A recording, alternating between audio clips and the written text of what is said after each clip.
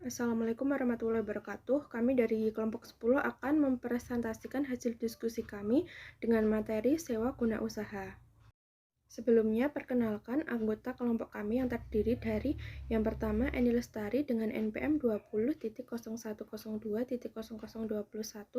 dan Vindi Dwi Kurniawati 20.0102.0022. Lingkungan sewa. Aristoteles pernah berkata, kekayaan tidak melekat pada kepemilikan, tetapi pada penggunaan barang. Banyak perusahaan sependapat dengan Aristoteles karena mereka banyak melakukan penyewaan aset daripada memilikinya.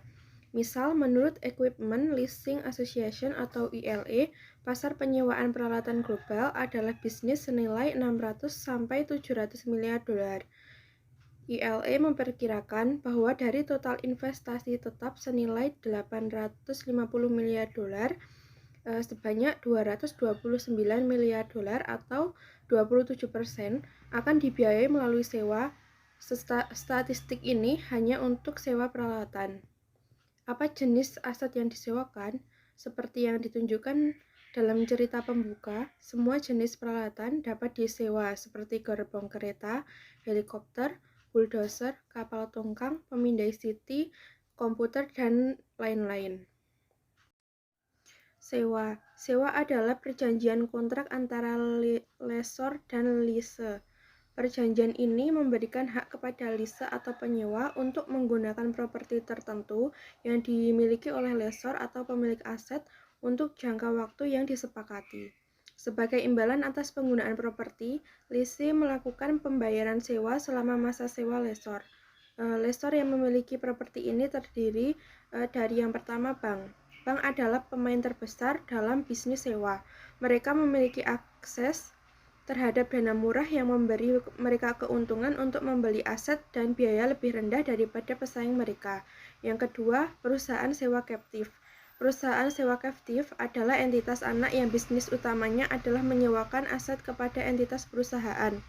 Perusahaan sewa captive memiliki keuntungan dalam titik penjualan untuk menemukan pelanggan yang akan menyewa. Yang ketiga, independen. Independen adalah kategori terakhir dari lessor. Independen belum berjalan dengan baik selama beberapa tahun terakhir. Pangsa pasar mereka telah turun cukup dramatis karena bank dan perusahaan penyewaan captive menjadi lebih agresif di bidang sewa pembiayaan. Keuntungan sewa. Pertumbuhan sewa menunjukkan bahwa perjanjian tersebut memiliki beberapa keuntungan dibandingkan dengan memiliki properti, seperti yang pertama, 100% pembiayaan dengan suku bunga tetap, yang kedua, perlindungan terhadap keusangan, yang ketiga, fleksibilitas, yang keempat, pembiayaan yang lebih murah, yang kelima, keuntungan pajak, dan yang terakhir, pembiayaan di luar neraca.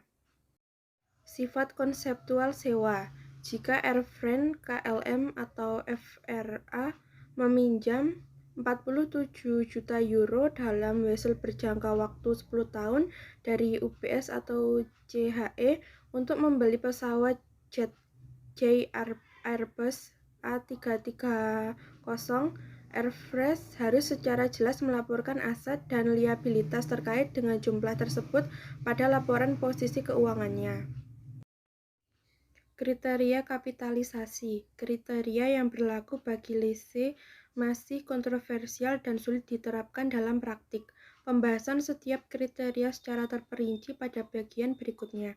Yang pertama, uji pengalihan kepemilikan. Jika sewa mengalihkan kepemilikan aset ke lease, maka sewa termasuk sewa pembiayaan. Yang kedua, uji opsi tawar-menawar pembelian.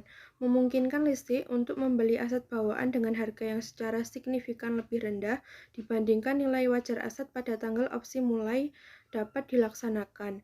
Yang ketiga, uji umur ekonomik. Jika masa sewa adalah untuk sebagian umur ekonomik aset, lessor mengalihkan sebagian besar risiko dan manfaat kepemilikan kepada lease. Yang keempat, masa sewa. Pada umumnya dianggap tetap dan tidak dapat dibatalkan. Yang kelima, uji pemulihan investasi. Jika nilai sekarang dari pembayaran sewa minimum secara substansial sama dengan atau melebihi keseluruhan nilai wajar aset, maka lease seperti Air France harus mengapitalisasi aset sewaan tersebut. Yang keenam, pembayaran sewa minimum. Air France berkewajiban untuk melakukan atau berencana untuk melakukan pembayaran sewa minimum sehubungan dengan aset bawaan. Yang ketujuh, biaya pelaksana. Seperti kebanyakan aset berwujud yang disewakan dikenakan biaya asuransi, pemeliharaan dan pajak selama ukur ekonomik aset tersebut. Yang kedelapan, tingkat diskonto. Perusahaan yang bertindak sebagai lessee seperti Air France menghitung nilai sekarang dari pembiayaan sewa minimum dengan menggunakan suku bunga implisit. Aset dan liabilitas dicatat secara berada. Aset dan liabilitas tercatat. Dalam metode sewa pembiayaan, Air France memperlakukan transaksi sewa seolah membeli pesawat dalam transaksi pembiayaan. Artinya Air France mengakuisisi pesawat dan menimbulkan kewajiban. Oleh karena itu, Air France mencatat sewa pembiayaan sebagai aset dan liabilitas pada satu nilai sekarang dari pembiayaan sewa minimum, 2 nilai wajar aset sewaan pada awal sewa. Kemudian ada periode penyusutan. Salah satu aspek yang menyulitkan akuntansi atas penyusutan aset sewaan yang dikapitalisasi terkait dengan periode penyusutan. Kemudian ada metode bunga efektif. Selama masa sewa, Air France menggunakan metode bunga efektif untuk mengalokasikan setiap pembayaran sewa antara pokok dan bunga. Kemudian ada konsep penyusutan. Meskipun Air France menghitung jumlah yang awalnya dikapitalisasi sebagai aset dan dicatat sebagai kewajiban sebesar nilai sekarang yang sama, penyusutan pesawat terbang dan penghapusan kewajiban merupakan proses akuntansi yang independen selama masa sewa. Metode sewa pembiayaan atau lease. Untuk menggambarkan sewa pembiayaan, asumsikan bahwa CNH Capital atau NLD dan Ivanhoe Mines Ltd atau CIN mendatangi perjanjian sewa pada 1 Januari 2012 yang mensyaratkan CNH untuk menyewakan sebuah front-end loader kepada Ivanhoe mulai 1 Januari 2012. Metode operasi. Berdasarkan metode operasi, beban sewa diakui dari hari ke hari oleh lessor karena menggunakan properti tersebut.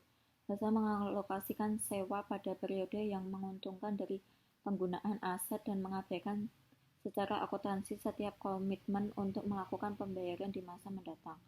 Lessor membuat akrual atau penangguhan yang sesuai jika periode akuntansi berakhir antara tanggal pembayaran kas. Misal, asumsikan bahwa sewa pembiayaan yang diilustrasikan pada bagian sebelumnya tidak memenuhi syarat sebagai sewa pembiayaan. Oleh karena itu, Ivanhoe mencatat sebagai sewa operasi. Beban operasi tahun pertama pada saat ini adalah $25.981.62 sebesar jumlah pembayaran sewa. Ivanhoe mencatat pembayaran ini pada tanggal 1 Januari 2012 seperti gambar berikut. Kemudian Ivanhoe tidak melaporkan aset loader dan setiap liabilitas jangka panjang terkait dengan pembayaran sewa di masa depan pada laporan posisi keuangannya. Ivanhoe melaporkan beban sewa pada laporan laba rugi.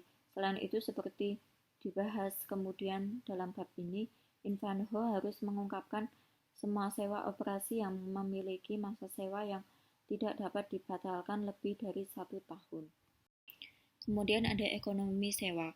Lessor seperti CNH Capital dalam contoh sebelumnya menentukan jumlah sewa berdasarkan tingkat imbal hasil suku bunga implisit yang digunakan untuk menjustifikasikan penyewaan front-end loader. Dalam menetapkan tingkat imbal hasil, CNH mempertimbangkan posisi kredit Ivanhoe, panjang sewa, dan status nilai residu. Sekian presentasi dari kelompok kami. Jika ada kurang kata, mohon maaf. Wassalamualaikum warahmatullahi wabarakatuh.